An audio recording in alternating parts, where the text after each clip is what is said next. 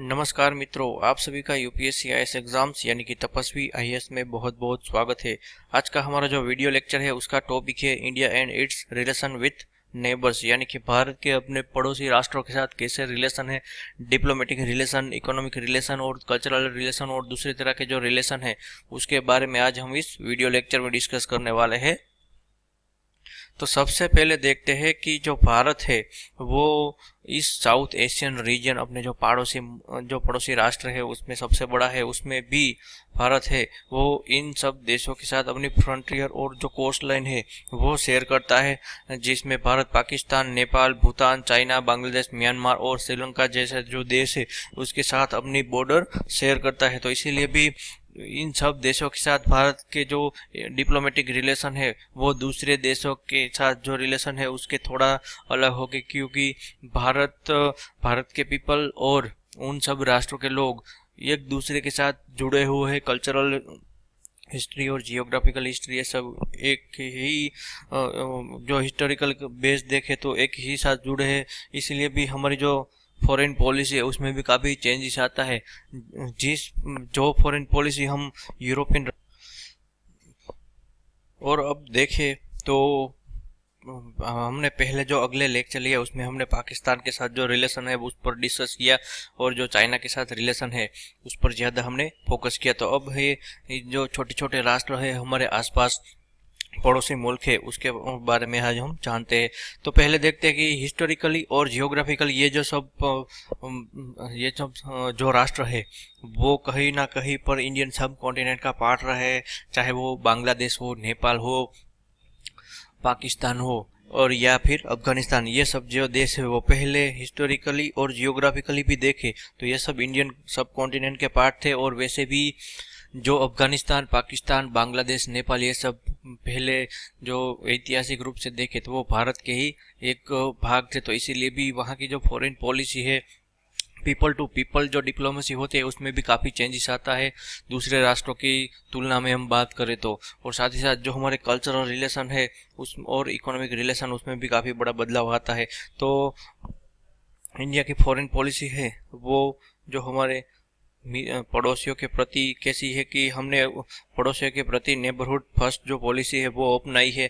तो इसी के तौर पर जो प्रधानमंत्री नरेंद्र मोदी ने हमारे जब उनकी शपथ ग्रहण समारोह हुआ तो तब सभी पड़ोसी राष्ट्रों को उनमें आमंत्रित किया था। तो वो भी एक इस नेबरहुड फर्स्ट पॉलिसी का पार्ट है। साथ ही साथ उन्होंने अपनी पहली जो डिप्लोमेटिक विजिट है, जो फॉरेन विजिट है, स्टेट विजिट, वो भूटान का दौरा ही किया था। तो इसीलिए भी जो ये सब पड़ोसी राष्ट्र है वो हमारे लिए काफ़ी इम्पोर्टेंट हो जाते हैं। और साथ ही साथ अब देखें तो हमारी जो फॉरेन पॉलिसी है वो कोल्ड वॉर यानी कि शीत युद्ध के बाद इन सब राष्ट्रों के साथ काफ़ी जो पॉलिटिकली, इकोनॉमिकली और सोशल लैंडस्केप और देखें तो ये सब है वो कोल्ड वॉर के बाद काफ़ी चेंजेस आ गया, क्योंकि हमारी जो इकोनॉमी है वो ओपन इकोनॉमी में तब्दील हो गई। तो इसीलिए भी ये जो छोटे छोटे राष्ट्र है वो हमारे लिए काफ़ी इम्पोर्टेंट हो गए।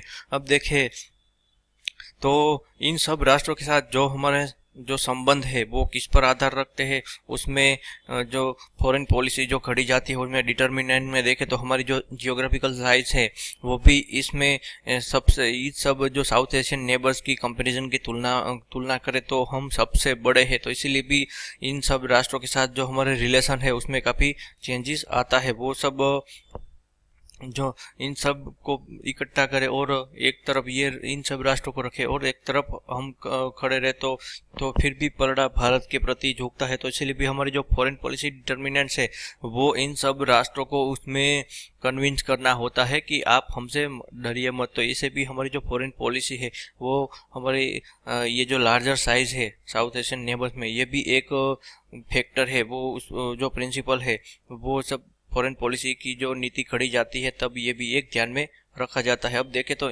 जो भारत है वो इंडियन सब कॉन्टिनेंट का 72% एरिया भारत के पास है और साथ ही साथ जो 77% जो पॉपुलेशन है वो भी भारत में है।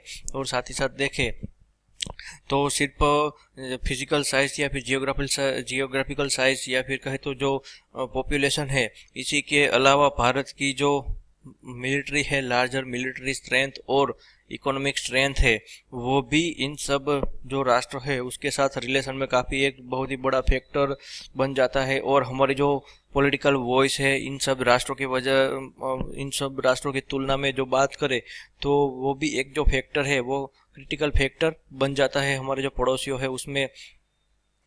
और भारत है वो इस साउथ एशियन रीजन का 80% रिसोर्सेज है वो भी भारत के पास ही है। तो ये भी इन सब राष्ट्रों को कहीं ना कहीं हमारी भी ज़रूरत होती है और हमें भी इन सब राष्ट्रों की काफ़ी ज़रूरत होती है, क्योंकि अब जो वर्ल्ड का जो पॉलिटिकल लैंडस्केप है और जो इंटरनेशनल ऑर्डर है उसमें काफ़ी बड़ा बदलाव आ गया है। अब जो छोटे छोटे राष्ट्र है उनकी भी उतनी अहमियत अब सबको लगने लगी। शायद इसीलिए भी जो डोनाल्ड ट्रंप है उन्होंने छोटे से एक उत्तर कोरिया के साथ जो परमाणु जो समझौता किया, जो डीन्यूक्लियराइजेशन का समझौता किया, ये इसी का ही पार्ट हो सकता है, क्योंकि अमेरिका को उससे कोई ज़्यादा लाभ होने वाला नहीं है। फिर भी उसने इस किम के साथ जो अपनी जो मीटिंग रखी, शायद ये इसी बदलते जो इंटरनेशनल ऑर्डर है, डिप्लोमेटिक ऑर्डर है, उसका ही एक पार्ट हो सकता है। अब देखें तो भारत है वो इस रीजन में जो बिग ब्रदर या फिर हेजीमोन के रूप में भी देखा जा सकता है। शायद इसीलिए भी जो ये श्रीलंका है, मालदीव है, ये सब जो राष्ट्र है वो बिग ब्रदर सिंड्रोम से ग्रस्त हो सकते हैं, क्योंकि इन सबको लगता है कि भारत अपनी इकोनॉमिक पावर और मिलिट्री पावर से हम पर दबाव, सदा ही दबाव बनाए रहेगा। हमारा बड़े भाई का जो रोल है वो भारत हमेशा ही प्ले करता रहेगा। शायद इसीलिए भी ये जो छोटे छोटे राष्ट्र है, चाइना इसी का ही एक जो फायदा है वो उठा रहा है। अब देखें तो शुरुआत की जो हमारी नीति रही है इन सब राष्ट्रों के प्रति, इसमें दो जो प्राइम मिनिस्टर है फॉरेन पॉलिसी में वो भी एक बहुत ही बड़ा रोल प्ले करते हैं। तो शायद इसीलिए भी हमारी जो इंडिपेंडेंस के बाद इन सब राष्ट्रों के साथ जो नीति रही है उसमें जो प्राइम मिनिस्टर है वो बहुत ही बड़ा रोल प्ले करते हैं। तो उसमें सबसे पहले देखें तो इन सब राष्ट्रों के बीच एक सिमिलरिटी ये है कि ये सब कहीं ना कहीं ये जो वेस्टर्न पावर्स है उन सब की कॉलोनीज रही है, तो शायद इसीलिए भी एक इमोशनल अटैचमेंट भी हो जाता है। तो इसीलिए भी ये जो नॉन अलाइंड मूवमेंट है उसको ये सब राष्ट्रों ने काफ़ी सराहना की और काफ़ी जो मदद है वो जवाहरलाल नेहरू को काफ़ी इन जो नॉन अलाइंड मूवमेंट का आगे बढ़ाने में काफ़ी मदद की। साथ ही साथ जो पंचशील है वो भी, उसका भी ये सब जो राष्ट्र है उन्होंने अच्छी तरह से पालन किया है। पंचशील का जो सिद्धांत है वो सिर्फ चाइना के साथ ही नहीं था, लेकिन हमारी जो फॉरेन पॉलिसी है, नेबरहुड पॉलिसी, उसमें भी पंचशील सिद्धांत है उसने एक बहुत ही बड़ा रोल प्ले किया है।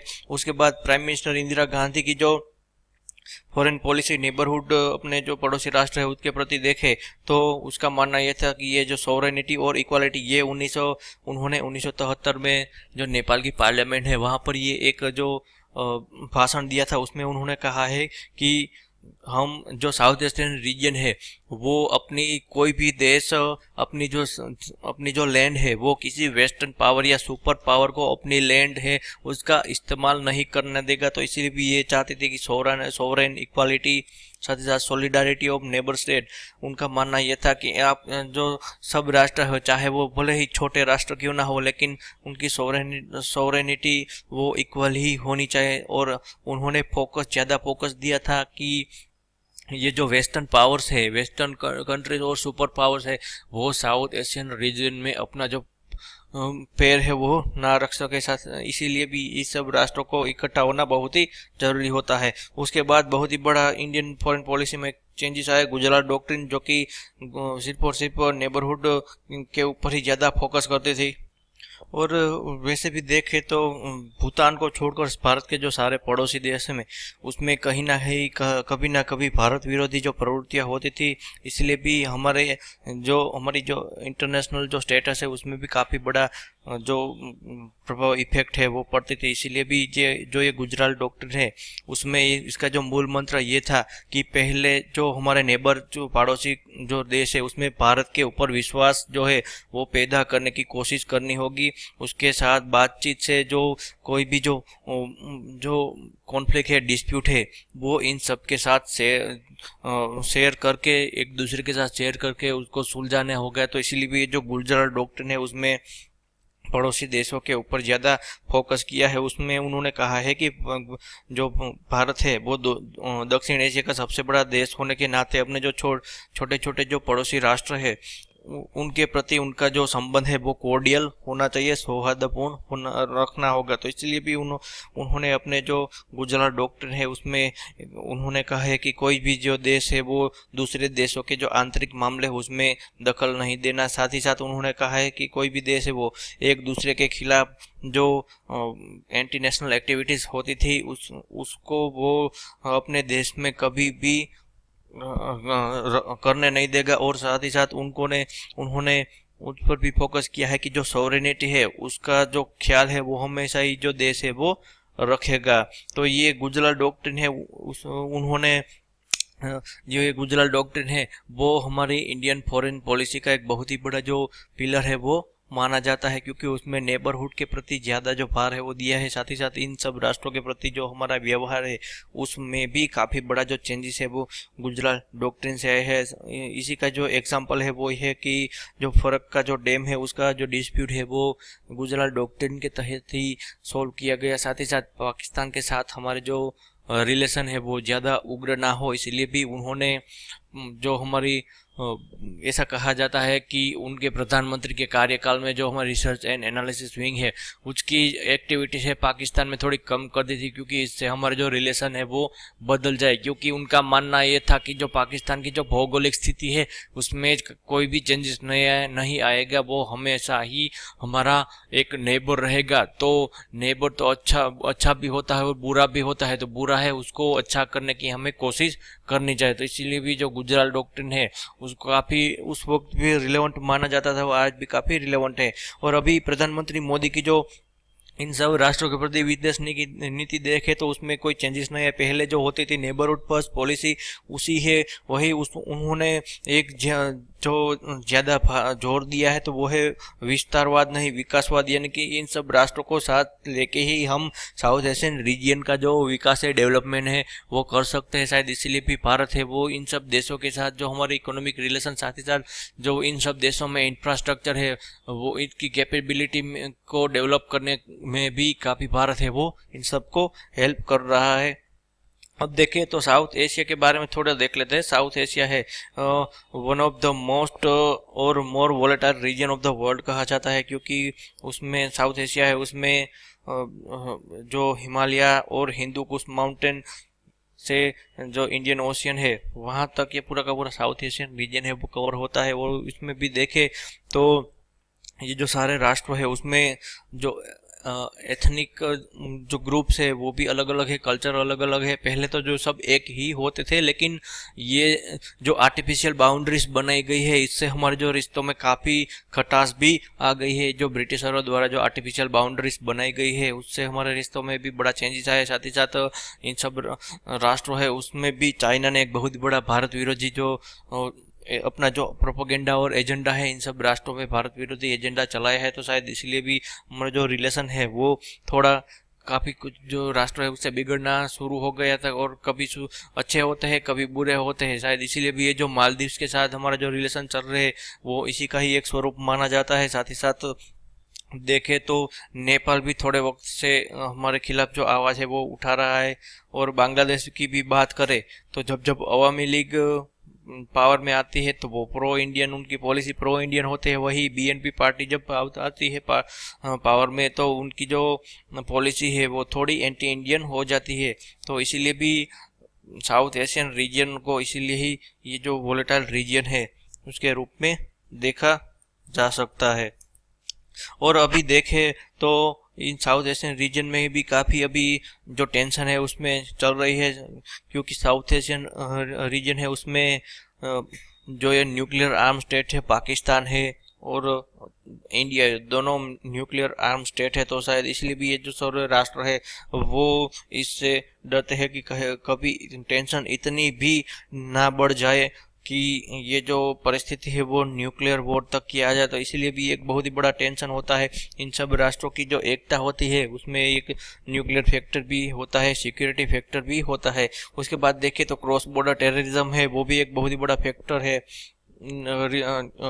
डिप्लोमेटिक रिलेशन में, क्योंकि पाकिस्तान है वो हर बार अपने जो टेररिस्ट है वो हमारी इंडिया में अस्थिरता पैदा करने के लिए वो क्रॉस बॉर्डर टेररिज्म करवाता है। साथ ही साथ अब तो बांग्लादेश के वहाँ वहाँ भी जो आईएसआई है वहाँ एक्टिविटी चालू कर रहा है और वहाँ भी रेडिकलाइजेशन करने लगा है। साथ ही साथ दूसरे देशों में देखें तो आईएसआई और आईएसआईएस दोनों भी इन सब राष्ट्रों का इस्तेमाल भारत के खिलाफ कर रहे हैं और जो रेडिकलाइजेशन है उसको बढ़ावा देने के लिए कर रहे हैं। तो इसलिए भी ये जो क्रॉस बॉर्डर टेररिज्म है वो भी एक बहुत ही बड़ा फैक्टर है। उसके बाद जो वायलेंट इंसर्जेंसीज है, अभी देखें तो हमारी नॉर्थन ईस्टर्न स्टेट में जो इंसर्जेंसीज है वो भी इसका ही एक बहुत ही बड़ा जो फैक्टर है। साथ ही साथ जो नेपाल है वहाँ भी भारत के खिलाफ की जो प्रवृत्ति हुई ये काफ़ी सालों से, अभी तो नहीं हो रही लेकिन काफ़ी सालों से वहाँ होती थी। और ये जो नॉर्थन ईस्टर्न इंसर्जेंसी है वो उसमें म्यांमार की लैंड है उसका भी काफ़ी यूज़ होता था। तो इसीलिए भी ये जो इंसर्जेंसी है वो हमारे रिलेशन में उससे काफ़ी खटास आ सकती है। और पॉलिटिकल और इकोनॉमिक जो सिचुएशन है और ये सब जो बातें हैं वो हमारे जो सिक्योरिटी एनवायरनमेंट है, साउथ एशिया में सिक्योरिटी एनवायरनमेंट, उसमें ये सब बहुत ही बड़ा रोल प्ले करते हैं। क्योंकि अब एक दूसरे के साथ अपने जो विश्वास है, ट्रस्ट है, वो ट्रस्ट से आप बिल्ड नहीं कर पाते शायद, इसलिए भी जो आपके जो रिलेशन है उसमें काफ़ी बड़ा चेंजेस आ सकता है। भारत का मानना है कि भारत और साउथ एशियन रीजन है वो तब भी अच्छा विकास कर पाएंगे कि तब एक दूसरे के साथ वो अच्छा तालमेल रखेंगे और कोऑपरेशन रखेंगे। इसीलिए भी शायद जो जो ये सब राष्ट्र है वो उनको विकास करना है तो एक दूसरे के साथ जुड़ना होगा। तो भारत जो अभी अफगानिस्तान में जो कर रहा है वो इसी का एक पार्ट मान सकते हैं। और ये जो कोऑपरेशन विथ ईच अदर ये जो कॉन्सेप्ट है वो उसी से ही ये जो साउथ एशियन जो एसोसिएशन फॉर रीजनल कॉरपोरेशन यानी कि जो सार्क नेशन का जो कॉन्सेप्ट है वो इसी के आधार पर जो सार्क नेशन है वो एक ब्लॉक है वो बनाया गया है। क्योंकि ये सब जो राष्ट्र है बांग्लादेश, भूटान, इंडिया, नेपाल और श्रीलंका ये सब एग्री हुए कि हमारे भी एक जो ट्रेड ब्लॉक है वो होना चाहिए और साउथ एशियन जो नेशन है उनको एक दूसरे के साथ काम करने के लिए एक जो प्लेटफॉर्म है वो भी होना चाहिए, जिससे हमारी जो फ्रेंडशिप है, ट्रस्ट है और एक दूसरे के साथ की जो अंडरस्टैंडिंग है वो ज़्यादा मजबूत हो सके। तो इसलिए भी ये जो सार्क का जो कॉन्सेप्ट है वो लाया गया है। और अब देखें तो अब सभी राष्ट्रों के साथ थोड़ा डीप में ये जो रिलेशन है उसकी बात करते हैं। कि सबसे पहले देखते हैं कि इंडिया और अफगानिस्तान के जो रिलेशन है उसके बारे में देखते हैं कि ये भारत और अफगानिस्तान के जो रिलेशन है वो हिस्टोरिकल और कल्चरल लिंक्स भी काफ़ी सालों से जुड़ी हुई है। क्योंकि अफगानिस्तान है वो हमारा ही एक सिविलाइजेशन का पार्ट था और बाद में ही वो अलग हुआ है। तो इसलिए भी हमारी जो हिस्टोरिकल टाइज है वो भी इसके साथ जुड़ी हुई है। साथ ही साथ जो कल्चरल लिंक्स है वो भी अफगानिस्तान के साथ काफ़ी जुड़ी हुई है। दोनों देश एक दूसरे के साथ जो कल्चरल है वो भी साझा करते हैं। अब देखें तो अफगानिस्तान की जो लोकेशन है वो हमारे लिए काफ़ी इम्पोर्टेंट हो जाती है। साउथ एशिया और सेंट्रल एशिया, साउथ एशिया और मिडल ईस्ट यानी कि जो मध्य एशिया, वेस्ट एशिया है उसके साथ जुड़ना है तो अफगानिस्तान है वो भारत के लिए काफ़ी इम्पोर्टेंट, बहुत ही इम्पोर्टेंट हो जाता है। क्योंकि अफगानिस्तान है वो ही हमारा एक जो गेटवे है, गेटवे ऑफ सेंट्रल एशिया को, अफगानिस्तान को अब gateway of central Asia of India भी आप कह सकते हैं। क्योंकि पाकिस्तान है वो वहाँ से भी हम उसको एक्सेस कर सकते हैं, लेकिन वो पाकिस्तान के ऊपर हम ज़्यादा भरोसा नहीं करते। इसलिए भी अफगानिस्तान है उसकी जो स्ट्रेटेजिक लोकेशन है वो हमारे लिए काफ़ी इम्पोर्टेंट हो जाती है। इसीलिए भी जो अफगानिस्तान है उसमें अभी हम जो डेवलपमेंट प्रोजेक्ट चला रहे हैं वो इसी का ही एक पार्ट है। अब देखें हिस्टोरिकली भी देखें तो किंगडम ऑफ अफगानिस्तान के भी जो हमारे रिलेशन है वो काफ़ी अच्छा रहे। उसी के बाद जब अफगानिस्तान में डेमोक्रेसी आई तब भी भारत है भारत ने हमेशा ही सपोर्ट किया है।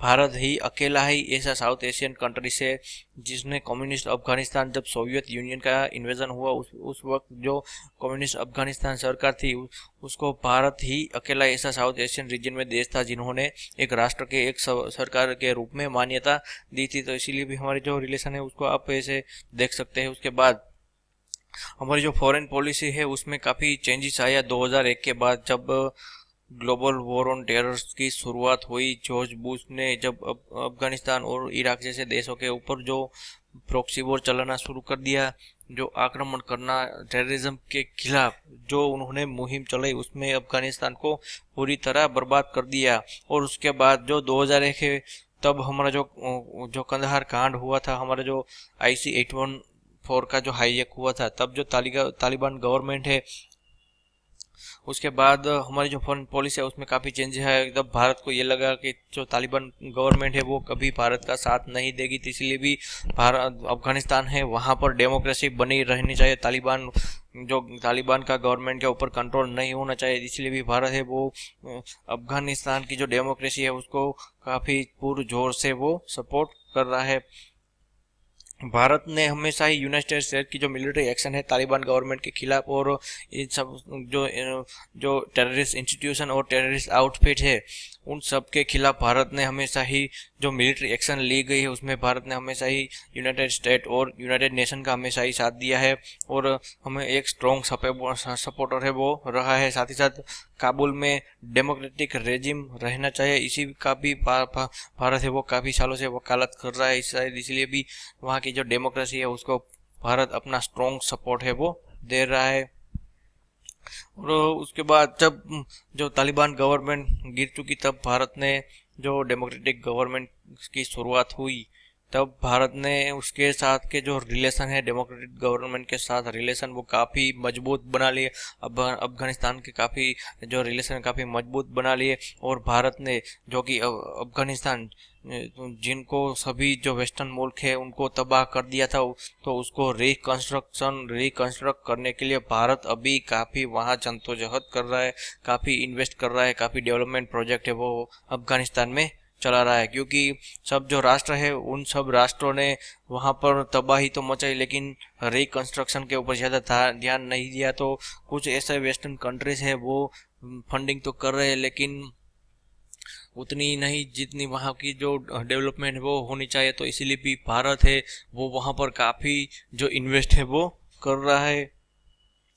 तो इसी के तौर पर अक्टूबर 2011 में भारत और अफगानिस्तान ने स्ट्रेटेजिक पार्टनरशिप एग्रीमेंट जो साइन किया, उसमें जो अफगानिस्तान की जो इंफ्रास्ट्रक्चर है, इंस्टीट्यूशन है, एजुकेशनल इंस्टीट्यूशन और टेक्निक ये और इन सब को रीबिल्ड करने के लिए भारत उनको एजुकेशन भी देगा, साथ ही साथ जो टेक्निकल असिस्टेंट है वो भी देगा, क्योंकि उसी से ही जो इंडिजिनस अफगानिस्तान जो कैपेबिलिटी है डिफरेंट एरियाज में वो उसी से ही बिल्डअप होगी। तो इसीलिए भी भारत है वो उनकी इंफ्रास्ट्रक्चर को दुरुस्त कर रहा है, साथ ही साथ उनके जो इंस्टीट्यूशन है, गवर्नमेंट मशीनरीज है, उसको भी दुरुस्त करने के लिए काफ़ी प्रयास कर रहा है, उनको एजुकेट कर रहा है, उनको जो टेक्निकल असिस्टेंट है वो भी दे रहा है, ताकि भारत है जो अफगानिस्तान है वो अपने आप अपने खुद के बल पर ही अपने जो एरिया है वहाँ पर जो डेवलपमेंट है वो बना सके, और इसी से ही वहाँ की जो वहाँ की जो जनता है उसको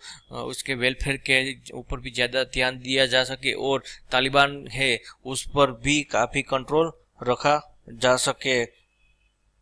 अब देखें तो भारत है वो अफगानिस्तान में रिकंस्ट्रक्शन और डेवलपमेंट काफ़ी प्रोजेक्ट कर रहा है। अब तक भारत ने 2.5 बिलियन से 2 बिलियन डॉलर तक का इन्वेस्टमेंट है वो वहाँ पर कर रहा है। अभी देखें तो भारत ने कुछ जो प्रोजेक्ट बनाए हैं उसमें 218 किलोमीटर लंबा जो जारंज दिलाराम जो रोड है जो कि ईरानियन बॉर्डर के साथ जो जुड़ रहा है, वो इसी से ही जो इकोनॉमी और ट्रेड है उसके लिए काफ़ी इम्पोर्टेंट हो जाता है, और साथ ही साथ वहाँ की जो कम्युनिकेशन है उसके लिए भी इम्पोर्टेंट हो जाता है। साथ ही साथ जो गवर्नमेंट की जो पहुँच है इन सब एरियाज में वो जब क्विक रिएक्शन लेना हो, क्विक एक्शन लेना हो, इन जो तालिबानी है जो मुजाहिदीन है उनके खिलाफ लेना है, तो इसलिए भी ये जो रोड है वो काफ़ी इम्पोर्टेंट हो जाता है।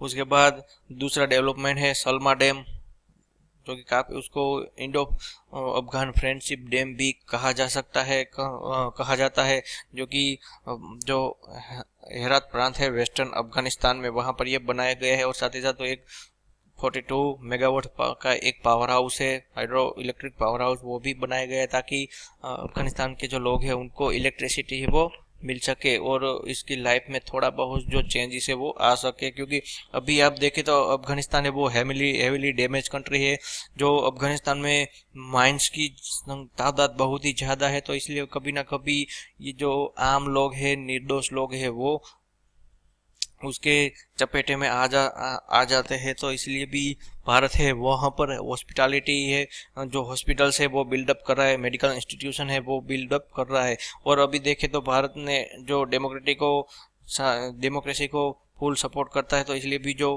पहले जो अफगानिस्तान की जो पार्लियामेंट बिल्डिंग है वो इस सिविल वॉर जैसी परिस्थिति में पूरी तरह तबाह हो गई। तो भारत ने खुद के पैसों से ही वहाँ की जो अफगानिस्तान पार्लियामेंट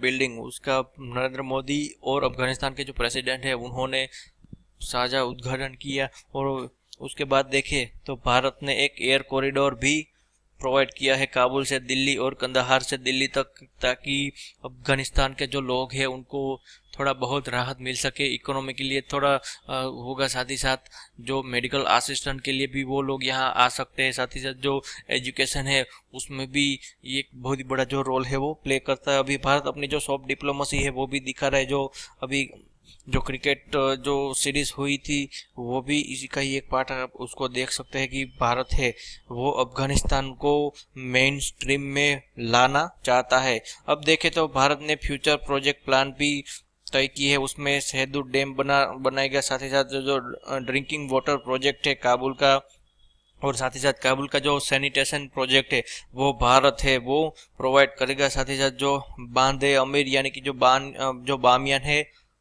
बामियान का जो कि बुद्ध भगवान की मूर्तियों के लिए फेमस, जिसको इस रेडिकल तालिबान ने और मुजाहिदों ने जो डिस्ट्रॉय कर दिया था, तो उसको भी वहाँ पर भी टूरिज्म को बढ़ावा देने के लिए वो एक जो भारत है वो वहाँ पर एक कनेक्टिविटी है वो बना रहा है। एक जो इंफ्रास्ट्रक्चर है पूरी की पूरी जो सिस्टम है वो वहाँ बना रहा है। साथ ही साथ जो भारत है वो अफगानिस्तान में काफ़ी ऐसी जगह है वहाँ पर इसको इंटरकनेक्टेड करने के लिए जो कम्युनिकेशन इंफ्रास्ट्रक्चर है उसको भी डेवलपमेंट कर रहा है। और ऑप्टिक फाइबर है उसका एक केबल नेटवर्क है वो भी बना रहा है। साथ ही साथ भारत जो सलमा डैम के अलावा ये जो सुरबी 2 हाइड्रो पावर प्लांट है जिसकी कैपेसिटी 180 मेगावाट है, इससे अफगानिस्तान के जो पीपल है उनको काफ़ी फायदा होगा। तो भारत है वो इस तरह के प्रोजेक्ट है वो बना अफगानिस्तान के लोगों के लिए बना है। इसीलिए भी ये जो भारत है वो चाहता है कि अफगानिस्तान है वो मेन स्ट्रीम में आ जाए। और अभी जो 21वीं सदी का जो एजेंडा है उसमें अफगानिस्तान पूरी की पूरी तरह से वो टल जाए। उसके बाद देखें तो भारत अफगानिस्तान की सिक्योरिटी है उसमें भी काफ़ी मदद कर रहा है, क्योंकि अफगानिस्तान के जो एडमिनिस्ट्रेटर है उसको भी यहाँ पर ट्रेनिंग दी जाती है। वहाँ के जो टीचर है उनको ट्रेनिंग दी जाती है, एजुकेशन दिया जाता है। और उनके जो ऑफिसर्स कैडेट है उनको भी नेशनल डिफेंस एकेडमी भी वहाँ पर ट्रेनिंग है वो दी जाती है। आप काफ़ी बार न्यूज़ में भी सुनोगे कि अफगानिस्तान के जो कैडेट्स है वो यहाँ पर ट्रेनिंग लेते हैं हमारी इंडियन आर्मी के साथ, वो मिलिट्री ड्रिल भी कर रहे हैं और इंडियन आर्मी है वो पूरा का पूरा जो सपोर्ट है वो वहाँ पर दे रही है। वही एक बात आपको बता दूं कि भारत ने अपने कोई भी फौजी को अफगानिस्तान में डिप्लॉय नहीं किया है, वहां पर अपॉइंट नहीं किया है। भारत सिर्फ लॉजिस्टिक सपोर्ट ही वो दे रहा है, क्योंकि भारत का मानना है कि अफगानिस्तान को जो खड़ा होना है तो खुद के पैरों पर भी खड़ा हो सकता है। इसीलिए भारत है वो पूरी तरह उनको असिस्ट कर रहा है, उसको जो इक्विपमेंट है उसकी ट्रेनिंग दे रहा है। अब भी आपने हाल में सुना होगा कि भारत है वो अफगानिस्तान के लिए जो अटैक गनशिप है उसका खरीदार अपने पैसों से अफगानिस्तान के लिए वो हेलीकॉप्टर की खरीदारी करेगा। साथ ही साथ जो कुछ हेलीकॉप्टर है इंडियन एयरफोर्स ने वो अफगान एयरफोर्स को दिए हैं। तो इसीलिए भी आप देख सकते हैं कि भारत है उनका जो एग्री हुआ कि India agree to assist in the training equipment and capacity building programme for Afghan national security forces, यानी कि अफगान नेशनल सिक्योरिटी फोर्सेस है उसको अच्छी तरह से बिल्डअप करने के लिए ये सब जो तरह की एक्टिविटीज है वो चलाया जाएगा। और साथ ही साथ भारत एक सीरियसनेस भी दिखा रहा है कि पाकिस्तान है उसने अफगानिस्तान में भारत के खिलाफ जो प्रचार चलाए, प्रोपेगेंडा चलाए, ISIS जो भी करतूतें करता है वो सब है वो भारत के ऊपर ही उसका जो श्रेय है वो भारत को ही देता है कि भारत ने ये सब करवाया। लेकिन अब वहाँ काफ़ी चेंजेस आ गए हैं कि भारत अब सीरियसली वहाँ पर ऐसा कर रहा है कि पाकिस्तान है वो ही इन सब की हालत के लिए जिम्मेदार है। तो अब ओवरऑल देखें तो अफगानिस्तान की जो अभी भारत है वो अफगानिस्तान में काफ़ी इन्वेस्ट कर रहा है, उनको ट्रेनिंग भी दे रहा है। शायद इसीलिए भी ये जो नेबरहुड पॉलिसी है वो हमारे लिए काफ़ी रिलेवेंट हो जाती है। और साथ ही साथ दूसरा एक स्ट्रेटेजिक कारण भी है कि अगर वहाँ पर जो डेमोक्रेसी रहेगी तो भारत के लिए एक खतरा है वो टल जाएगा। वहीं जो तालिबान है, वहाँ तालिबान ने कंट्रोल कर लिया अफगानिस्तान का, तो पाकिस्तान के साथ साथ हमें अफगानिस्तान को भी उसी तरह से ही झेलना होगा। तो इसलिए भी अफगानिस्तान है वो हमारे स्ट्रेटेजिकली भी हमारे लिए काफ़ी इम्पोर्टेंट हो जाता है, क्योंकि अफगानिस्तान है वो अभी तो हमारे लिए ये अकेला ही सेंट्रल एशिया के लिए एक एक्सेस के रूप में देखा जा सकता है। अब देखें तो भारत और नेपाल, जिसको भारत का ही एक राज्य के रूप में राज्य के रूप में भी आप उसको कह सकते हैं। भारत और नेपाल के जो रिलेशन है वो काफ़ी सालों से अच्छे हैं, और उसमें जियोग्राफिकल फैक्टर है वो भी एक रोल प्ले करता है। साथ ही साथ जो हमारी सोशल कल्चरल आइडेंटिटीज है, जो रिलीजियस है, वो भी काफ़ी सिमिलरिटी है, क्योंकि नेपाल भी एक हिंदू मेजोरिटी है और भारत भी एक हिंदू मेजोरिटी है। तो ये भी एक बहुत ही बड़ा फैक्टर है, वो हमारे रिलेशन में काफ़ी जो है वो रोल प्ले कर सकता है। साथ ही साथ जो हमारे नेपाल के साथ जो बॉर्डर देखे तो भारत है वो काफ़ी लंबी बॉर्डर है वो भारत से शेयर करता है। जो ईस्ट, साउथ और वेस्ट, इन सब जगहों से भारत के साथ नेपाल की बॉर्डर है, जिसमें भारत के 5 राज्य के साथ नेपाल है वो अपनी बॉर्डर साझा करता है। साथ ही साथ स्ट्रेटेजिकली भी देखे तो नेपाल है वो भारत के लिए एक बफर स्टेट का रूप में भी एक बहुत ही बड़ा रोल है वो प्ले कर सकता है, क्योंकि चाइना के द्वारा हमें डायरेक्ट कोई मिलिट्री कन्फ्रंटेशन है वो नहीं होना पड़ता, क्योंकि अगर जो नेपाल भी चाइना के पास चला गया तो हमारे लिए काफ़ी बहुत ही बड़ा एक जो स्ट्रेटेजिकली है वो हमारे लिए काफ़ी एक बहुत ही बड़ा धक्का लगेगा। तो इसलिए भी हमारे जो रिलेशन है उसको अच्छे करने के लिए काफ़ी सालों से जो चेंजेस है, अभी जो चेंजेस है उसको सुधारने के लिए भारत है वो काफ़ी ऐसी एफर्ट्स है वो चला रहा है। अब देखें तो उनकी शुरुआत कब हुई थी? उनकी शुरुआत हुई थी India Nepal treaty of peace and friendship, जो कि 1950 में नेपाल के मोनार्क और भारत के प्रधानमंत्री द्वारा साइन की गई थी। उसमें हमारे जो क्लोज डिप्लोमेटिक रिलेशन है उसके ऊपर बात की गई। अब देखें तो इंडिया की जो पॉलिसी है वो नेपाल के प्रति, नेपाल में काफ़ी largely influenced by consideration of security interest के लिए भी नेपाल की हमारी फॉरेन पॉलिसी है उसमें काफ़ी, वही नेपाल को ये लगता है कि जो चाइना है वो भारत के बजाय चाइना है वो हमारे लिए ज़्यादा खतरा है। तो इसलिए भी ये जो सिक्योरिटी इंटरेस्ट है वो भी हमारे रिलेशन में एक बहुत बड़ा फैक्टर प्ले करता है। साथ ही साथ अब देखें तो जियोग्राफिकल फैक्टर की बात करें तो नेपाल है वो लैंडलॉक कंट्री है, तो इसलिए भी उसको उनकी जो इकोनॉमी है उसके लिए भारत की बहुत ही ज़्यादा ज़रूरत हो जाती है, क्योंकि सबसे नज़दीकी जो बंदरगाह है वो कलकत्ता की ही पड़ती है। साथ ही साथ जो वेस्ट बंगाल है और ओडिशा है उसके तट का इस्तेमाल नेपाल है वो कर सकता है। वही चाइना के साथ जो बात करें तो चाइना के पोर्ट को एक्सेस करने के लिए नेपाल को काफ़ी जो है जो दूरी है वो तय करनी होगी, वही भारत उनको अच्छी तरह से एक्सेस दे सकता है। वही नेपाल की इंडिया की भी जो कंसर्न की बात करें तो हमारा सिलीगुड़ी कॉरिडोर और जो चिकन स्नैक जो कहा जाता है, छोटा सा जो एक जो गैप है बांग्लादेश, इंडिया और नेपाल के बीच का जो छोटा सा जो गैप है वो, और हमारे जो नॉर्थन ईस्टर्न राज्य है उसके लिए भी ये सिलीगुड़ी कॉरिडोर है वो काफ़ी इम्पोर्टेंट हो जाता है। इसीलिए भी ये जो नेपाल है वो हमारे लिए स्ट्रेटेजिकली भी काफ़ी इम्पोर्टेंट है। अब देखें तो इकोनॉमिक रिलेशन की बात करें तो भारत है वो उनकी इकोनॉमी है वो हमारे लिए काफ़ी इम्पोर्टेंट है। वही नेपाल की भी इकोनॉमी है वो भारत के साथ ज़्यादा जो है वो जुड़ी हुई है, क्योंकि भारत ने काफ़ी ऐसी जगहों पर नेपाल को फ्री एक्सेस दे रखे, तो हमारे लिए कि ये है वो काफ़ी इम्पोर्टेंट हो जाता है। और उसके बाद देखें तो डेवलपमेंट प्रोजेक्ट की बात करें तो भारत और नेपाल है वो भी एनर्जी के ऊपर भी ज़्यादा फोकस कर रहे। पावर एक्सचेंज एग्रीमेंट है वो साइन हुआ था और 1971 में जो साइन हुआ था उससे ये जो पावर रिक्वायरमेंट है बॉर्डर एरियाज वाले जो एरिया जो स्टेट है, बिहार है, हमारे उत्तर प्रदेश है और नेपाल के भी कुछ जो राज्य है उसको बिजली की आपूर्ति करने के लिए हम इंफ्रास्ट्रक्चर प्रोवाइड कर रहे हैं। साथ ही साथ हम नेपाल को हमारी जो सरप्लस जो कुछ बिजली होती है वो नेपाल को भी बेच रहे हैं। अब देखें तो नेपाल है वो भारत है वो नेपाल में जो हाइड्रो प्रोजेक्ट है वो भी हाइड्रो पावर प्रोजेक्ट भी वो चल रहा है नेपाल ने। उसी के तहत ये जो काफ़ी 28 जगह है जो पोटेंशियल है हाइड्रो पावर प्रोजेक्ट का, वहाँ पर जो नेपाल की जो सरकार है उन्होंने इंडिया की जो कंपनी है उसको एक जो लाइसेंस है वो प्रोवाइड किया है कि आप इस 28 जगहों पर आप है वो हाइड्रो पावर प्रोजेक्ट है वो बना सकते हैं। दूसरी बात आती है सिक्योरिटी की। सिक्योरिटी में भी देखे तो गोरखा रेजिमेंट है वो काफ़ी फेमस है। इंडियन आर्मी में जो गोरखा सोल्जर्स है वो काफ़ी सालों से इंडियन आर्मी में सर्विस दे रहे। अभी आप देखें तो गोरखा रेजिमेंट भी हमारी बनाई रखी है। वही जो हमारे फील्ड मार्शल पहले फील्ड मार्शल थे वो इसी गोरखा रेजिमेंट से ही थे। 8वीं जो गोरखा रेजिमेंट है वो वहीं उसी के ही कमांडर कभी रहे हैं साम मानेकशॉ।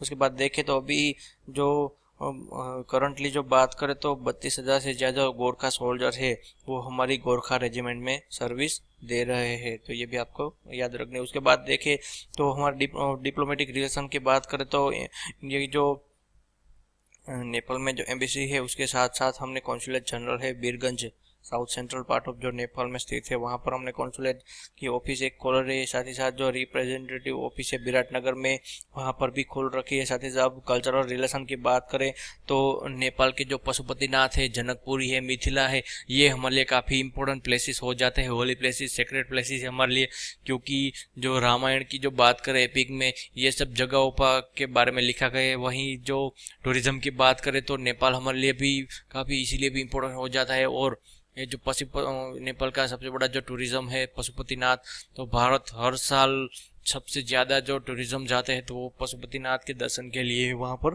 जाते हैं। तो नेपाल और इंडिया के जो रिलेशन है वो एक दो भाई की ही तरह ही अभी तक रहे हैं। लेकिन जब से ये नेपाल में कम्युनिस्ट सरकार बनी है तब से वो चाइना के प्रति उनका झुकाव है वो बढ़ने लगा है। एंटी इंडिया जो सेंटिमेंट्स है वो अभी बढ़ने लगे हैं, क्योंकि पहले जो नेपाल की जो मोनार्की थी उनको प्रो इंडिया माना जाता है। वहीं नेपाल की जो पार्टी है नेपाली कांग्रेस पार्टी वो भी प्रो इंडिया मानी जाती है। वो हमारे साथ अच्छे रिलेशन है वो बनाना चाहते हैं, क्योंकि उनको ये डर है कि चाइना का जो एक्सपांशनिज्म है वो हमारी सोवरेनिटी के लिए काफ़ी खतरा हो जाता है। वही चाइना है वो कम्युनिस्ट कंट्री है, डिक्टेटरशिप है, वहीं इंडिया में डेमोक्रेसी है। तो वो भी नेपाल के लिए एक बहुत ही बड़ा जो नेपाल की जो रिलेशन है इंडिया के साथ उसमें बहुत ही बड़ा एक रोल है वो प्ले कर सकते हैं।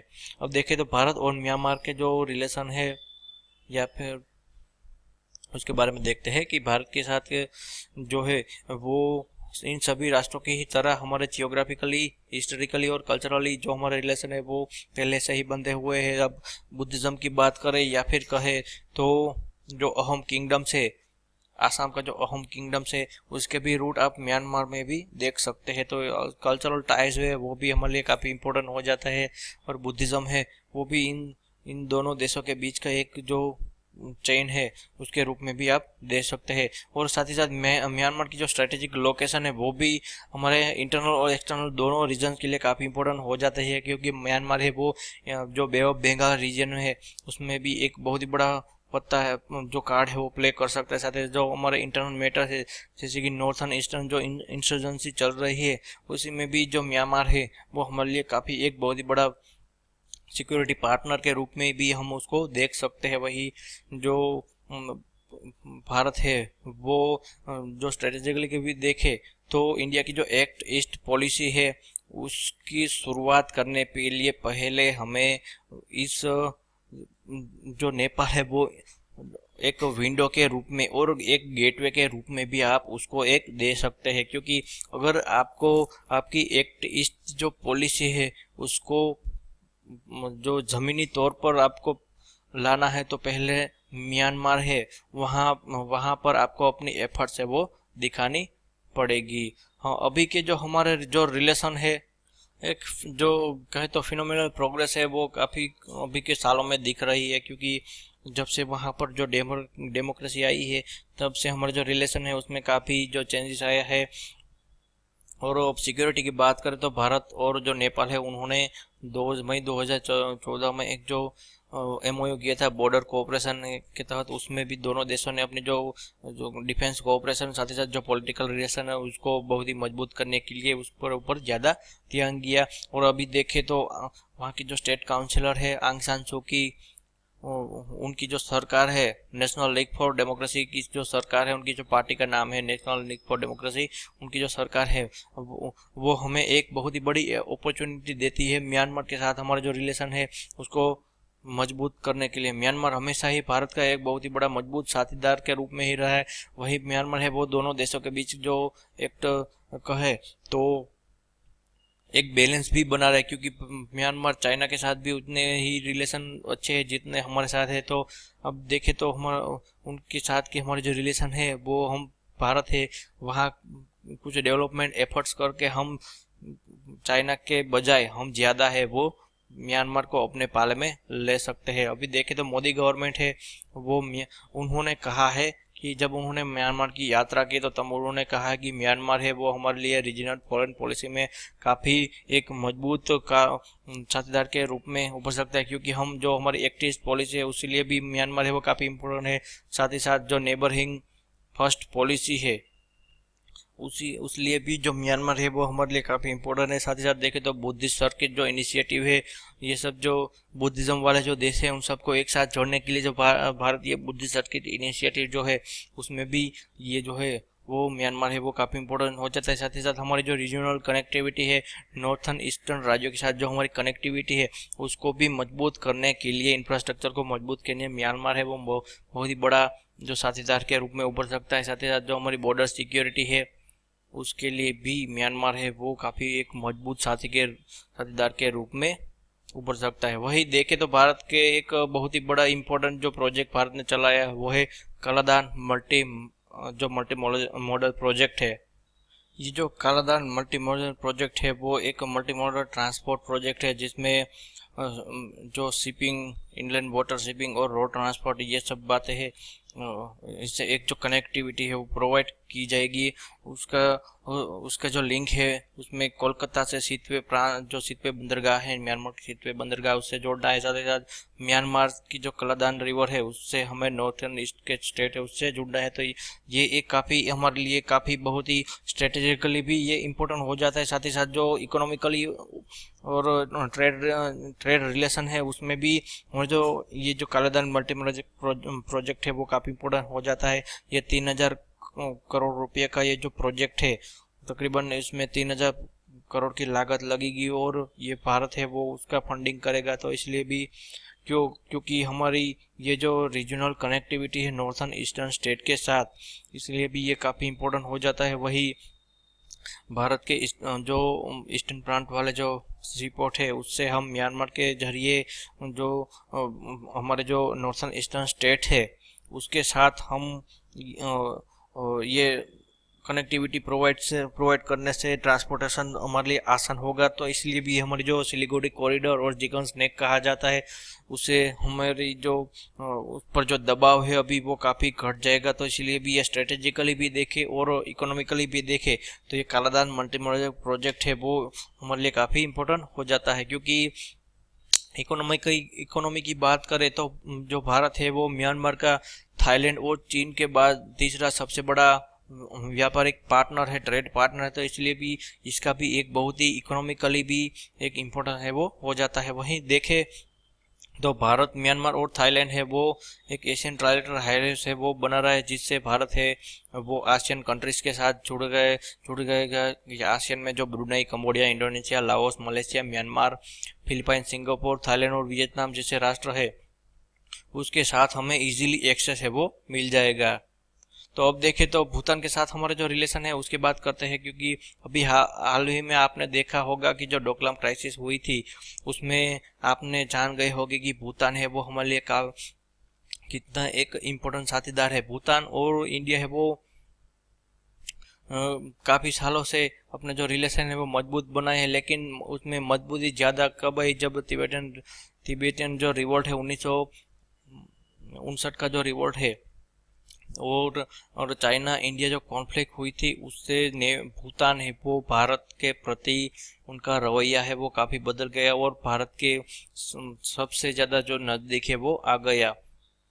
और भूटान की चिंता भी जायज़ है, क्योंकि चाइना का जो एक्सपेंशनिज्म है वो भी भूटान के लिए एक बहुत ही बड़ा चिंता का कारण है। उनकी जो सॉवरेनिटी है उसके लिए भी ये जो चाइना का एक्सपांशनिज्म है, उससे भूटान की जो फॉरेन पॉलिसी है उसमें बड़ा बदलाव आ गया, और भारत के प्रति उनका व्यवहार है वो बहुत ही अच्छा हो गया। और अभी आप देखें तो भूटान है वो भारत का सबसे अच्छा जो भरोसेमंद साथीदार है उसको कह सकते हैं। और जैसा कि हमने देखा कि 1950 और 1960 के दशक के जो चाइना फैक्टर है उसने भारत के प्रति भूटान का रवैया बदलने में काफी एक बहुत ही बड़ा मजबूत है वो रोल प्ले किया है। अब डिप्लोमेटिक जो रिलेशन है वो 1968 में जो हमारा रिलेशन है उसमें मजबूती आई कि जब हमारे रिप्रेजेंटेटिव है, पहले वो सिक्किम में हुआ करता था, अब उनकी जो कैपिटल है वहाँ पर हमने अपना रिप्रेजेंटेटिव है वो वहाँ पर बनाया है। पहले 1959 में पहले जो चाइना की प्रेजेंट दिखाने के लिए जो रिप्रेजेंटेटिव है वो तिब्बत में बनाया जाता था, लेकिन अब ऐसा नहीं है।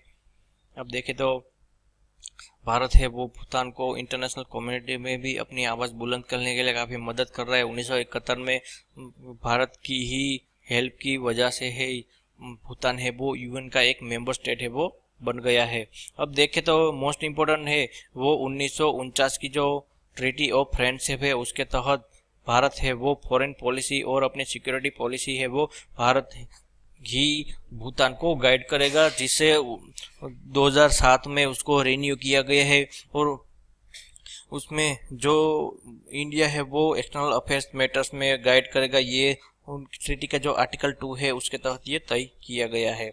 और अभी देखें तो प्राइम मिनिस्टर मोदी है उन्होंने अपनी जो मेडन स्टेट विजिट है वो भूटान की ही, तो इसलिए भी उसका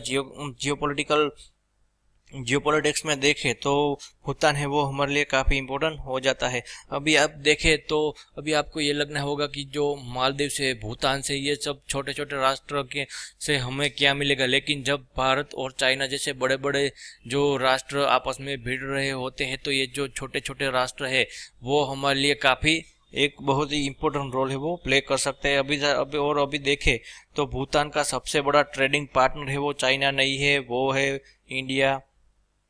और भूटान की जो इकोनॉमी है उसमें इंडिया बहुत ही बड़ा एक फैक्टर वो प्ले कर सकता है। और उनकी जो एक्सपोर्ट है उसमें ज़्यादा तो एनर्जी है, जो भूटान है वो भारत को एनर्जी एक्सपोर्ट कर रहा है। अभी आप देखें तो भारत सरकार ने वहाँ 3 हाइड्रो इलेक्ट्रिक प्रोजेक्ट है वो बनाए हैं, जिसमें इन 3 जगहों पर है वो भारत ने हाइड्रो इलेक्ट्रॉनिक जो प्रोजेक्ट है वो बनाए रखे।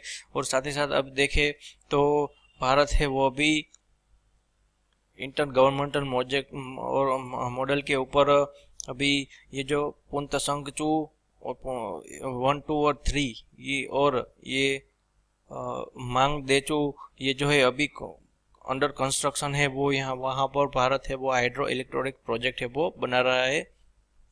भूटान का 80% जो व्यापार है वो भारत के साथ ही है, जिसमें 92% of its export, 72% of its import. और हाइड्रो पावर है वो उनकी जीडीपी का आता है, यानी कि जो हाइड्रो इलेक्ट्रिसिटी है वो भूटान सबसे ज़्यादा एक्सपोर्ट है वो इंडिया से ही करता है। अब भारत ने ही इसको एक्सपांड करने के लिए सोचा है कि भारत है वो भूटान से 2020 तक 10,000 मेगावाट से ज़्यादा जो बिजली है वो भूटान से आयात करेगा। और स्ट्रेटेजिकली भी देखें तो भूटान है वो हमारे लिए काफ़ी इम्पोर्टेंट हो जाता है, क्योंकि जो हमारे चिकन स्नैक है और सिलीगुड़ी कॉरिडोर है उसको चाइना के, और हमारे जो नॉर्थन ईस्टर्न स्टेट है उसको चाइना के हाथ में चले जा जो चाइना वो कैप्चर नहीं कर सकता, क्योंकि भूटान एक बफर स्टेट के रूप में उसको देखा जा सकता है। वहीं सिक्किम की सिक्योरिटी और चिकन स्नैक और सिलीगुड़ी कॉरिडोर की सिक्योरिटी के लिए भी भूटान है वो हमारे लिए काफ़ी इम्पोर्टेंट होता है। शायद इसीलिए भी जो आपने डोकलाम स्टैंड अप में देखा होगा कि जो भारत ने भूटान की कितनी ठोस तरीके से मदद की है। अब देखें तो भारत और बांग्लादेश के रिलेशन की बात करते हैं। भारत और बांग्लादेश है वो भी जैसे कि हमने देखा कि इन सब राष्ट्रों की ही तरह कॉमन कल्चर और हिस्ट्री और लैंग्वेज को साझा करते हैं। बांग्लादेश जो कि पहले भारत का हिस्सा था, उसके बाद बंगाल का हिस्सा रहा, बंगाल में भी डिवाइड किया, उसके बाद पाकिस्तान का हिस्सा रहा है, पाकिस्तान में पाकिस्तान के बाद भी उनका एक जो डिवीज़न है वो हो गया। तो इसलिए भी जो कॉमन कल्चर है, देखिए तो वहाँ की जो हमारे वेस्ट बंगाल का जो कल्चर है और बांग्लादेश का कल्चर दोनों सेम है। साथ ही साथ उन दोनों की हिस्ट्री और लैंग्वेज, बांग्ला लैंग्वेज भी इस रिलेशन में बहुत ही बड़ा एक जो रोल है वो प्ले कर सकती है। और उसकी जो भारत है वो बांग्लादेश के साथ सबसे बड़ी बॉर्डर शेयर करता है। अभी सभी जो राष्ट्र है उसमें सबसे ज़्यादा जो हमारी बाउंड्री है वो बांग्लादेश के साथ ही है। और उसका जो स्ट्रेटेजिकल लोकेशन है इंडिया और नॉर्थन ईस्टर्न स्टेट्स के बीच बांग्लादेश का लोकेशन है, वो भी हमारे जो रिलेशन है उसमें बहुत ही बड़ा एक जो रोल है वो प्ले कर सकता है। भारत ही बांग्लादेश लिबरेशन वॉर में बहुत ही बड़ा एक जो स्ट्रॉन्ग अलाइस है उसके रूप में उभरा है। जैसा कि हमने पाकिस्तान के साथ जो 1971 की लड़ाई में जो हमने अगले लेक्चर देखे उसमें हमने देखा कि भारत ने इस बांग्लादेश लिबरेशन वॉर में काफ़ी बड़ी मदद है वो की है। इस युद्ध में भारत ने मुक्ति बाहिनी जो कि एक उनकी जो लिबरेशन आर्मी थी ईस्ट बंगाल, उस वक्त जो ईस्ट पाकिस्तान कहा जाता था और उसको ईस्ट बंगाल भी आप कह सकते हैं। तो ये ईस्ट बंगाल की जो आर्मी थी मुक्ति बाहिनी कहे थे, उसको काफ़ी बड़ा एक जो लॉजिस्टिक सपोर्ट किया, ट्रेनिंग भी प्रोवाइड की और साथ ही साथ भारत ने मिलिट्री असिस्टेंट भी दिया। तो इसलिए भी ये जो बांग्लादेश वो लिबरेट हो गया। और उसके साथ जो हमारे रिलेशन है वो अच्छे हो नहीं थे क्योंकि भारत की वजह से ही वो इंडिपेंडेंट हुए थे। लेकिन उसमें बहुत ही बड़ा चेंजेस कब आया कि जब मिलिट्री कू हुआ, वहाँ के जो फर्स्ट प्रेसिडेंट थे शेख मुजीबुर रहमान, बंगबंधु शेख मुजीबुर रहमान, उसको असासिनेट किया गया और आर्मी ऑफिसर जियाउर रहमान है उन्होंने बांग्लादेश को टेक ओवर किया। तो वहाँ से ही हमारे जो रिलेशन है वो ख़राब होने की शुरुआत हो गई क्योंकि वो प्रो पाकिस्तानी ज़्यादा माने जाते थे। वहाँ उन जो एंटी इंडियन सेंटिमेंट्स है उसकी शुरुआत उनके रूल से ही हुई है। देखे तो एरिया ऑफ कंटेंशन में देखे तो पहला आता है फरक्का बराज। फरक्का बराज की बात करें तो वो हमारे लिए काफ़ी एक इम्पोर्टेंट हो जाता है क्योंकि फरक्का बराज है वो 1975 में वो एक बनाया गया था। जो गंगा नदी का पानी है उसके जो डिस्ट्रीब्यूशन है, इसीलिए भी ये जो फरक्का बराज है वो बनाया गया क्योंकि बांग्लादेश है वो एक लोअर रिपेयरिंग कंट्री है। तो इसलिए भी उसको गंगा के ऊपर काफ़ी है वो रिलाई होना पड़ता है क्योंकि फूड और वाटर डिमांड से वो गंगा नदी जो कि बांग्लादेश में मेघना के नाम से जानी जाती है, उसी से ही उनकी ये पूरी जो नीड्स है रिक्वायरमेंट पूरी हो जाती है। इसीलिए भी भारत और बांग्लादेश ने ये गंगा वाटर ट्रीटी है वो साइन की गई, जिससे जो गंगा नदी का पानी है वो कैसे हमें शेयर करना है तो उसके ऊपर ज़्यादा है वो ध्यान दिया गया है। उसके बाद आता है 3 बीघा कॉरिडोर, जो कि एक पहले डिस्प्यूटेड लैंड मानी जाती थी। 3 बीघा कॉरिडोर को भारत ने बांग्लादेश को लीज के ऊपर दिया है, तो ये भी एक जो डिस्प्यूटेड टेरिटरी के रूप में देखा है। तो ये भी हमारी जो फॉरेन पॉलिसी है उसमें बहुत ही बड़ा एक रोल प्ले कर सकता है। उसके बाद आता है इलीगल बांग्लादेशी माइग्रेंट्स। भारत में ये सबसे बड़ा एक हमारे लिए सिक्योरिटी चेंजेस भी है और इकोनॉमिकली भी ये जो इलीगल बांग्लादेशी है वो हमारे लिए काफ़ी एक बहुत ही बड़ा हेडेक आप उसको कह सकते हैं क्योंकि वो जो सिक्योरिटी अभी आप देखें तो हाल ही में आपने देखा होगा कि जो हमारी इंटरनल सिक्योरिटी है इसके लिए भी ये जो इलीगल बांग्लादेश है वो हमारे लिए थ्रेट है। साथ ही साथ हमारे जो इकोनॉमी है, साथ ही साथ जो डेमोग्राफिक चेंजेस है वो भी इससे बहुत ही बड़ा एक जो रोल है वो प्ले कर सकता है। और जैसा कि हमने देखा कि जो फरक्का बराज है और गंगा वाटर ट्रीटी है 1996 में साइन की गई थी गंगा नदी के पानी का वाटर शेयरिंग करने के लिए। अभी आप देखें तो हमारे जो रिलेशन है जब बीएनपी पार्टी आई है तो तब उनकी पॉलिसी है वो प्रो चाइना रही है, एंटी इंडिया रही है। लेकिन अभी आप देखें तो अवामी लीग की जो प्रेसिडेंट है जो कि शेख मुजीबुर रहमान की ही पुत्री है वो अभी जो सत्ता के ऊपर है। तो हमारे जो रिलेशन है बहुत ही अच्छे। आपने हाल ही में देखा होगा कि जो हमारे नरेंद्र मोदी है, ये जो जून 2015 में नरेंद्र मोदी ने जो बांग्लादेश की यात्रा की थी उसमें ये जो एंक्लेव वाला छोटा जो लैंड एंक्लेव है उनको ये जो डिस्प्यूट थे वो वहाँ पर शेयर जो सॉल्व है वो किया गया है।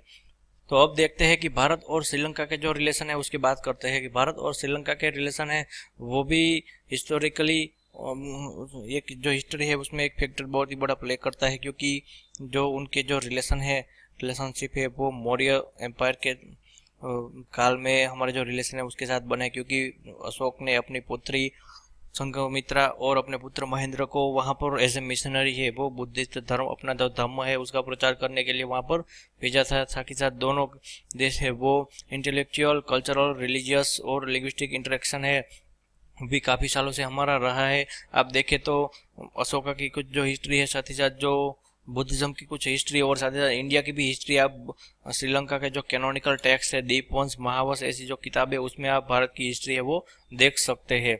अब देखें तो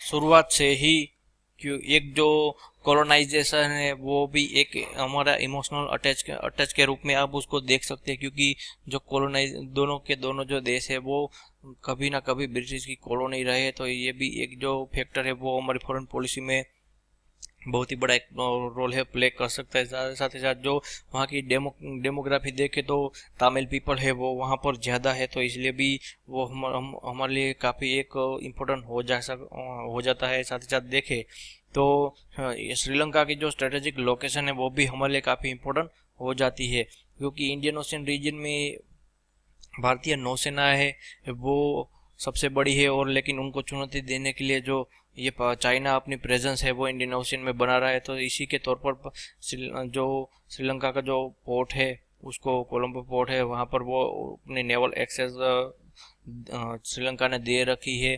तो इसी को काउंटर करने के लिए भी हमें श्रीलंका की काफ़ी ज़रूरत, स्ट्रेटेजिकली ज़रूरत हो सकती है।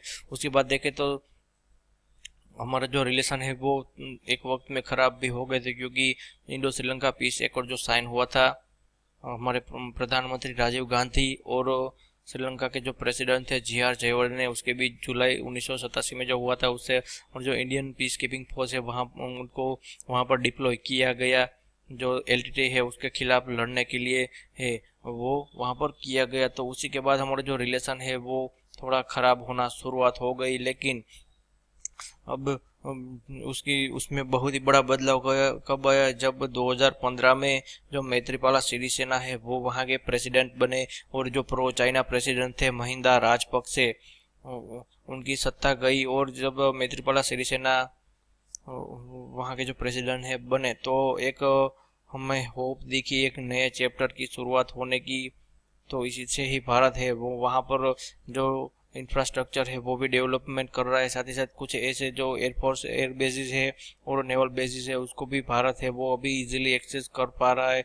अभी श्रीलंका के साथ हमारी बातचीत चल रही है कि जो हम्बनटोटा के आसपास का जो एयरबेस है वो भारत अपनी एयरफोर्स के लिए इस्तेमाल करने देगा, तो इसीलिए भी है वो उसके साथ बातचीत चल रही है। उसके बाद हम देखें तो टेरिटोरियल जो हमारे वाटर्स है वो बहुत ही बड़ा एक जो फैक्टर है वो प्ले करता है, क्योंकि हमारे जो फिशरमैन्स है वो कभी गलती से श्रीलंका की जो वाटर है उसमें चले जाते हैं, तो तब भी हमारे जो बीच कुछ जो टेंशन है वो बढ़ जाती है। अब न्यू दिल्ली के लिए अभी एक बहुत ही बड़ा कंसर्न है चाइनीज इन्फ्लुएंस, चाइना है वो अपना इन्फ्लुएंस है वो बना रहा है, तो इसलिए भी ये जो है वो हमारे लिए काफ़ी एक बहुत ही बड़ा इम्पोर्टेंट फैक्टर है वो हमारी श्रीलंका की पॉलिसी में हो जाता है। उसके बाद जो इकोनॉमिकली देखें तो श्रीलंका है वो पांचवा सबसे बड़ा, भारत का सबसे बड़ा ट्रेडिंग पार्टनर है, एक्सपोर्टर है, और हम वहाँ से श्रीलंका से काफ़ी बहुत ही बड़ा जो इम्पोर्टर है जो इम्पोर्ट है वो कर रहे हैं, जिसमें जो श्रीलंका का टोटल एक्सपोर्ट है उसमें 17% है वो भारत से ही किया जा रहा है। अब देखें तो इंडिया और मालदीव की बात करें तो मालदीव से छोटे छोटे जो टुकड़ों है उसमें बटा है तो मालदीव, लेकिन जो मालदीव है वो इंडियन ओशियन रीजन में हमारी हेजीमोनी बनाने के लिए एक बहुत ही बड़ा इंपॉर्टेंट हो जाता है, क्योंकि अभी आप देखें तो मालदीव में अभी जो पॉलिटिकल सिचुएशन चल रही है वो पूरी की पूरी चाइना द्वारा ही चलाई जा रही है। तो अभी आप देख रहे होंगे कि मालदीव में जो वहाँ के जो गवर्नमेंट है वो काफ़ी प्रो चाइनीज हो गई, तो इसीलिए भी हमारे जो वहाँ के एस्टेब्लिशमेंट है उसको काफ़ी बहुत ही बड़ा एक जो धक्का है वो लगा है। और अभी देखें तो उनकी जो स्ट्रेटेजिक इम्पोर्टेंट है वो भी हमारे लिए काफ़ी इम्पोर्टेंट हो जाती है कि इंडियन ओशन रीजन में उनकी स्ट्रेटेजिक लोकेशन है, उसी से ही हमारी जो फॉरेन पॉलिसी है उसमें भी बहुत ही बड़ा एक बदलाव है वो आ जाता है। और अभी देखें तो मालदीव से उसके लिए हम मालदीव की जब इंडिपेंडेंट हुई थी ब्रिटिश रूल से 1965 में, तो भारत ही पे पहले देशों में था जिन्होंने मालदीव को एक राष्ट्र के रूप में मान्यता दी थी, तो इसलिए भी हमारे जो रिलेशन है वो उस वक्त से ही काफ़ी अच्छे हो जाते। लेकिन अभी के जो प्रेसिडेंट है, प्रो चाइनीज़ प्रेसिडेंट, तब हमारा जो रिलेशन है वो थोड़ा बहुत खराब होने की शुरुआत हो गई थी। वही एक वक्त ऐसा भी आया कि जब ऑपरेशन कैक्टस है वो चला गया, क्योंकि कुछ जो ऑर्गेनाइजेशन थी वो वहाँ पर मिलिट्री कूप करना चाहती थी, वहाँ की डेमोक्रेसी को हटाना चाहती थी। लेकिन भारत है, उसने एक मिलिट्री ऑपरेशन चल रहा है और वहाँ पे की जो डेमोक्रेसी वो फिर से रिस्टोर कर दी। उसको ऑपरेशन कैक्टस है वो नाम दिया गया। वहीं सुनामी की बात करें तो सुनामी आई थी तब भी भारत ने एक बहुत ही बड़ा और बड़े भाई के रूप में एक रोल है वो प्ले किया था। रिकंस्ट्रक्शन और रीबिल्डिंग के लिए भी भारत ने एक बहुत ही बड़ा जो एड है वो प्रोवाइड की थी। साथ ही साथ देखें तो हमारी जो पॉलिसी है मालदीव की, जो इंडिया के टूवर्ड्स एक पॉलिसी है, उसमें क्लाइमेट चेंज है वो भी एक बहुत ही बड़ा रोल प्ले कर सकता है। उनको लगता है कि भारत है वो म्यान जो मालदीव है उसको एक सपोर्टर के रूप में भी वहाँ पे लोग देखते हैं, क्योंकि जो चाइना है वहाँ की जो डिस्टेंस है वो काफ़ी ज़्यादा है। वहीं इंडिया के साथ जो हमारा डिस्टेंस है, मालदीव और इंडिया के डिस्टेंस वो काफ़ी कम दूरी पर है, तो भारत है वो कभी भी उनकी मदद कर सकता है। इसलिए भी जब वहाँ पर जो वाटर क्राइसिस हुई थी, पीने के पानी की जो क्राइसिस हुई थी, तो इसी को सॉल्व करने के लिए हमारे जो वायुसेना के जो प्लेन है वो वहाँ पर भेजे गए थे। तो इसी तरह से भारत ने है जो हमारे जो फॉरेन पॉलिसी है वो साउथ एशियन रीजन के साथ हमेशा ही हमारे संबंध है वो भारत ने कोर्डियल रखने की ही जो जद्दोजहद है वो की है। तो ये था मेरा पूरा का पूरा जो वीडियो लेक्चर है वो भारत और उसके पड़ोसियों के साथ के जो रिलेशन है उसके ऊपर था। तो आशा करता हूँ कि आपको ये पूरा का पूरा जो वीडियो लेक्चर है वो अच्छा लगा होगा।